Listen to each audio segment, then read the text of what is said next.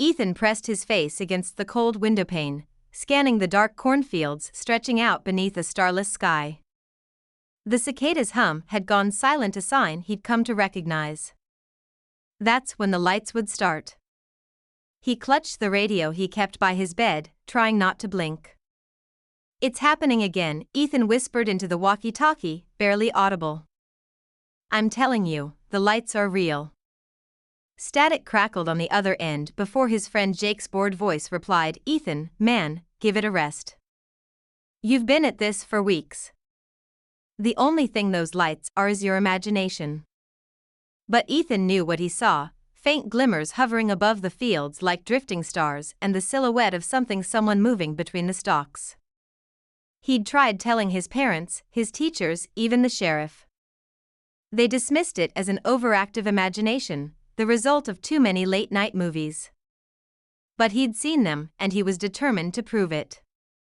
Ethan rushed outside, adrenaline pumping, as he approached the edge of the cornfield. The lights flickered in the distance, closer now, and he felt a chill race up his spine. He raised his phone, attempting to capture the evidence he so desperately needed. But before he could focus, the lights disappeared, leaving only darkness and the eerie stillness of the night. The next morning at school, Ethan tried again, explaining to his classmates what he'd seen. Laughter rippled through the hallway, and even Jake rolled his eyes. "You've got to stop, Ethan," Jake muttered. "People are starting to think you're losing it." By the end of the day, his warnings had become a joke, a ghost story for the kids to tell each other in the dark. Ethan and his aliens, they'd chuckle. That night, driven by frustration, Ethan grabbed his backpack and set out to find proof once and for all. He snuck out past midnight, armed with a flashlight, his phone, and a determination that bordered on desperation. As he reached the fields, the silence was palpable, not a single insect buzzed or leaf rustled. Then the lights returned, brighter and closer than ever. Ethan's heart pounded as he aimed his phone, his shaking hands fumbling with the record button. A beam of white light shot down from the sky, enveloping him. Within its blinding glare, he saw them, tall, slender figures, their limbs long and almost insect-like. They didn't walk, they seemed to glide through the field as if defying gravity itself. This time, it wasn't his imagination. The figures extended their arms toward him, whispering in a language Ethan couldn't comprehend.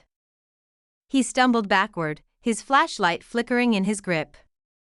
The beams of light shifted, focusing on the corn like searchlights, but something about the glow seemed to bend reality, the field warping like a heat haze. He wanted to scream, but his voice failed him.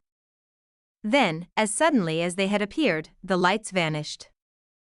Ethan's phone screen blinked, but when he reviewed the footage, it was blank, an empty field. No lights, no figures, just static and the sound of his panicked breaths. When he tried to explain this to his family the next morning, the response was more ridicule, more condescension. His parents grounded him for sneaking out, and his classmates avoided him altogether. Ethan was the boy who cried aliens. Days passed with no sign of the visitors. Ethan began to doubt his own mind, wondering if he really had imagined it all. But deep down, he felt a presence, something watching, waiting. On the seventh night, Ethan woke to a low hum, like a vibration coursing through the walls. He bolted upright, staring at his door, which seemed to shift and ripple like water. Then the lights returned, brighter and stronger than before. This time, they weren't confined to the fields, they hovered outside every window, enveloping the entire house. Ethan screamed, but his voice was lost in the hum. His parents rushed in, terror in their eyes, as they too saw the lights. The figures stood at the edge of the doorway, their eyes black as the void, locking onto Ethan's. The creatures moved with impossible speed, seizing his parents before they could react. Their bodies went limp, like marionettes with cut strings. The creatures reached for Ethan, but he darted away, running into the night. The beams of light chased him through the cornfields.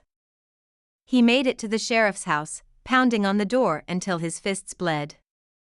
When the sheriff opened it, the town's protector was too stunned to react. Behind Ethan, the lights lingered, the figures emerging from the darkness. The next morning, the entire town woke to an unsettling silence. Ethan's house was empty, his family gone without a trace. People whispered of the boy who cried aliens, but now no one was laughing. As the townsfolk gathered in fear, a low hum began to vibrate through the air, growing louder with each passing moment. The sky above the town seemed to warp and ripple, the stars flickering in and out like dying candles. In the center of it all stood the cornfield. And in the distance, faint lights began to glow.